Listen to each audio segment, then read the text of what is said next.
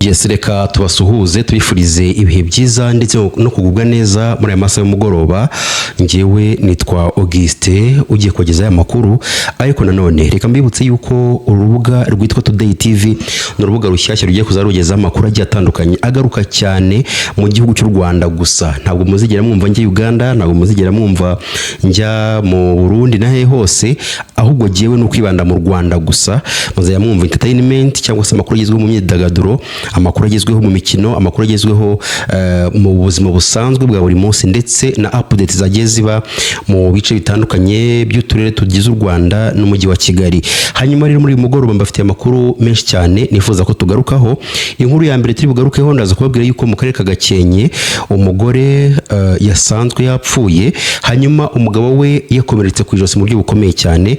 Uraza gusobanukirwa byinshi kuri aya makuru. Ndaza kukubwira yuko muri Karongi umwana w'imyaka 6 yarohamye mu mugezi agiye kuvoma. Ese byagenze gute? Uraza gusobanukirwa uko byagenze. Ndaza kukubwira yuko mu karere ka Nyanza umugabo yapfuye arimo kugerageza kuzamura ibendera y'u Rwanda. Ese byifashe gute? Uraza nabo kuza gusobanukirwa. Ndaza kukubwira yuko Brigadier General Ronald Rwivanga hari amagambo amaze gutangaza. Ikindi yanatangaje inshingano zikomeye cyane yakoze mu ngabo z'u Rwanda. Ese izo nshingano ni zihe? Bivuga yuko zamugoye cyane. Uraza kugenda usobanukirwa akantu ku kandi. Mbere yuko ntangire amakuru ni munyemere mu ndebere gato munsi y'video murabona akamenyetso kameze nk'akaganza kameze gutya, ugakandaho ukaba ukoze like. Iyo ukoze like nibwo buryo uba ukoresheje kugira ngo dutere inkunga, bura ni inkunga ikomeye cyane ubu duteye.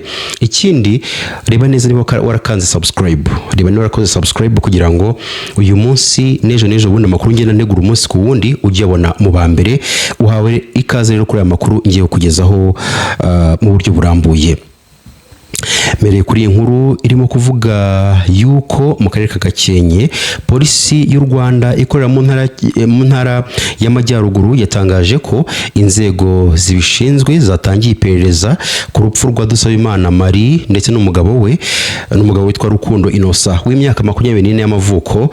Ararembye cyane mu bitaro bya Ruri nyuma yo gusanga agihumeka ariko afite ibikomere ku ijosi. Ibi byabaye mu ijoro rishyira kuri uyu wa gatatu mu karere ka Gakenke umurenge wa Ruri. Abaturanyi baba bombi cyangwa se uyu muryango bavuga ko babanje kurwana nubwo batazi icyateye uko gushyamirana, dore ko wari umuryango utarusanzwemo amakimbirane. Igihe dukesha iyi nkuru iratangaza yuko mu minsi mike yishize nyakwigendera yari aherutse iwabo agiye kureba imitungo ababyeyi be bazamuha, nubwo nta wigeze ahamya ko uko gushyamirana kwaba kwarakomotse kuri iyo mitungo.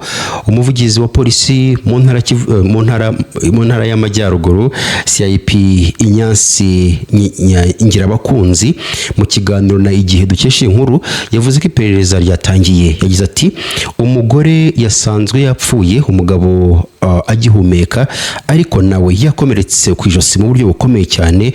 Gusa bivuga yuko yahise yihutanwa kwa muganga. Kubera urwo rujijo inzego zibifitiye ububasha ubu ngubu zahise zitangira iperereza kugira ngo hamenyekane icyaba cyateye urupfu kuri uyu mugore ndetse no gukomereka mu buryo bukomeye cyane kuri uyu mugabo. CIP Ngirabakunzi yaboneyeho kwibutsa abaturage kwirinda amakimbirane yose ashobora kubyara urugomo rushobora gutera urupfu. Asaba kujya begera ubuyobozi bukabafasha kubikemura. Umurambo nyakwigendera wajyanwe mu bitaro bya Ruri gukorerwa isuzuma mbere yuko ushyingurwa, mu gihe umugabo we nawe ariho arembeye.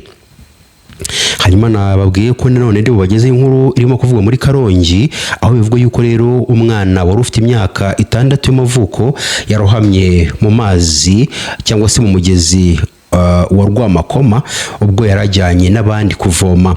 Byabereye mu mudugudu wa Rwungo na kagari ka Rwungo umurenge wa Rugabano mu karere ka Karongi tariki 18 z'ukwezi kwa 8 umwaka wa 2026.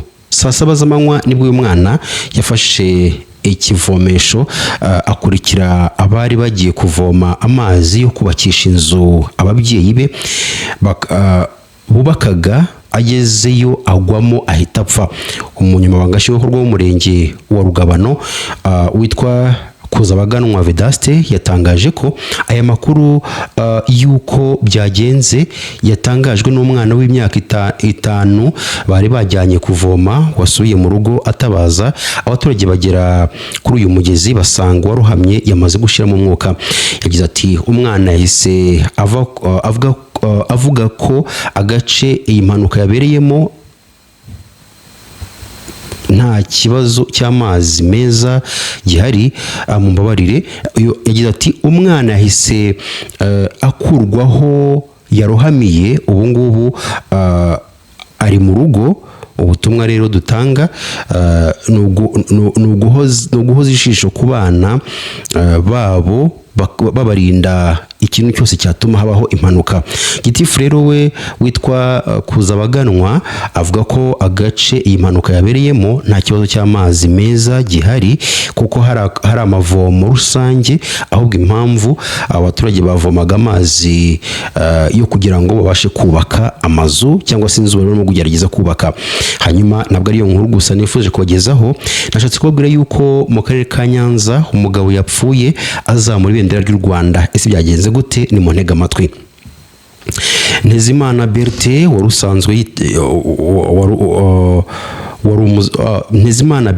wari umuzamu yitabye Imana ubwo yashakaga uburyo bwo kuzamura ibendera ry'u Rwanda. Uyu mugabo yuriye icyuma yaragiye kurizamuraho kiravunika kimukubita hasi ahita yitaba Imana. Ntezimana uri mu kigero cy'imyaka 36 warindaga ikigo nderabuzima cya Mweya kiri mu kagari ka Gahunga mu murenge wa Nyagisozi mu karere ka Nyanza. Umwe mu bo mu muryango we yatangaje ko tariki 14 Kanama 2026 Ntezimana yaragiye yuriye icyo cyuma ageze hejuru kiravunika akubita umutwe hasi aviramo imbere. Bamujyana ku kigo nderabuzima cya Mweya naho bamwohereza ku bitaro bya Nyanza. Bagezeyo nabyo biranga bamwohereza ku bitaro bya kaminuza bya CHUB cyangwa se kaminuza y'Ibutare. Yagize ati yakoreraga koperative yitwa Umoja ni Nguvu Rwanda Cooperative. Yitabye Imana ageze ku bitaro bya CHUB. umuyobozi wungirije w'ikigo nderabuzima cya Mweya ubwo itegetse Leocadia yavuze ko ibyabaye nawe yabyumvise ariko nta bindi yarenzaho ko atarabona raporo ya muganga. Ntezimana Bertin asize umugore n'abana 4. Umurambo we uri mu bitaro bya CHUB. Hanyuma nababwiye yuko ndibuze gusimbukira ku makuru avuga yuko Brigadier General Rwivanga yahishuye inshingano ebyiri zitoroshye yakoreye muri RDF. Umuyobozi w'urwego rw'ingabo za Afurika y'Iburasirazuba rushinzwe gutabara aho rukomeye cyangwa se ASF, Brigadier General Ronald Rwivanga yahishuye ko mu nshingano zitandukanye yakoze mu ngabo z'u Rwanda izitoroshye kurusha izindi ari izijyanye no kurinda umukuru w'igihugu. Uretse kuva mu buyobozi bw'umutwe w'ingabo zishinzwe kurinda umukuru w'igihugu, Brigadier General Rwivanga yanabaye umuhuzabikorwa w'amasomo mu ishuri rikuru ry'igisirikare ya Kinama mu karere ka Musanze. Kuva mu Kuboza 2020 yageze muri Gicurasi 2026. Brigadier General Rwivanga yari umuvugizi w'ingabo z'u Rwanda nyuma ajya kuyobora ASF. Ubwo Brigadier General yari mu kiganiro na The New Times yagaragaje ko inshingano yasabwaga kuba maso cyane arijyanye no gukora hafi ya Perezida Kagame kuko yamaze imyaka irenga 10 ashinzwe ibikorwa by'ubutasi. Yagize ati ntekereza ko gukorera perezida ariko kazi katoroshye kurusha akandi kuko nagomba guhora ndi maso, namaze imyaka irenga 10 ndi umuyobozi w'ubutasi, bivuze ko nagombaga guhora niteguye. Brigadier General Rwivanga yavuze ko inshingano ya kabiri yamusabye ubushishozi bukomeye ari ukuba umuvugizi wa RDF kuko amagambo yavugaga yashoboraga kugira ingaruka zirenze ibyo abantu babona ako kanya. Ati akazi ka kabiri katanyoroheye kari ukuba umuvugizi kuko buri kintu uvuga kigira ingaruka ku rwego rukomeye. Iyo ugize icyo uvuga utabanje kugitekerezaho neza gishobora kugira ingaruka. Yagaragaje ko uburemere bw'izi nshingano bwatumye yitonda cyane, akitondera amagambo yakoreshaga, akabanza no gukora ubushakashatsi bwimbitse. Ati nagombaga kugenzura amagambo yanjye, nagombaga no gukora ubushakashatsi bwinshi. Namaze imyaka 6 muri uwo mwanya kandi ntekereza ko wari umurimo utoroshye ariko nanawugiriyemo ibihe byiza cyane. Mu byo avuga ko uyu mwanya wamuhesheje harimo gusura ingabo ziri mu butumwa bw'amahoro mu ntara ya Cabo Delgado muri Mozambique, muri Repubulika ya Centrafrica ndetse na Sudani y'Epfo, agarukana gahunda z'ubufatanye n'abaturage.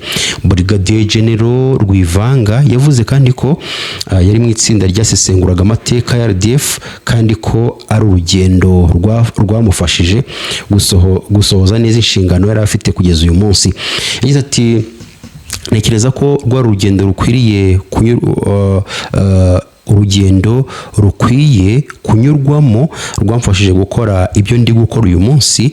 Ku mwanya w'umuvugizi wa RDF, Brigadier General Rwivanga yanasimbuwe na Brigadier General Patrick Karuretwa muri EASF, yasimbuye Brigadier General Retired Paul Kahulia Njema. Hanyuma ndumva ayo makuru nayo bateguriye, ni munyemerere tuze guhura mu kanya gatoya mbazanya andi makuru yagezweho. Murakoze cyane.